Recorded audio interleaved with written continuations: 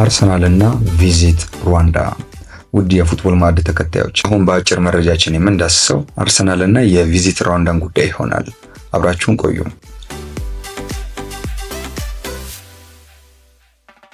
የሰሜን ለንደኑ ክለብ አርሰናል ከሩዋንዳ ጋር ያለው የማሊያ ላይ አጋርነት ውል ስምምነት በአመቱ መጨረሻ ሲጠናቀቅ ውሉን ላለማራዘም አርሰናል በመምከር ላይ መሆኑ ታውቋል።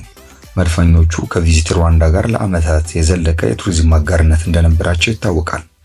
አርሰናል የውል ስምምነቱን ላለማራዘም ካሳሰቡት ምክንያቶች መካከል ኮንጎ በቅርቡ ከስምምነቱ ጋር በተያያዘ ያቀረበችው ቅሬታ አንዱ መነሻ ምክንያት ነው ተብሏል።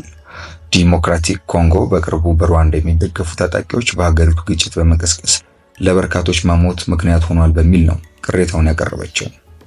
ኮንጎ ለአርሰናል እና ለክለቡ ባለቤቶች በላከችው ደብዳቤም ይህን በደም የተጨቀየ ስምምነት ቅደዱ ብላ ነበር። መድፈኞቹ አሁን ላይ የተሻለ ገንዘብ የሚያስገኝላቸውና ቅሬታ የማያስነሳ ስምምነት ለመፈጸም በማፈላለግ ላይ መሆናቸውን ዴይሊ ሜል ዘግበዋል።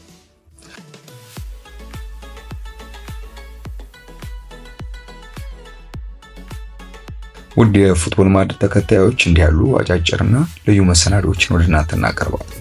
አብሮነታችሁ አይለየን።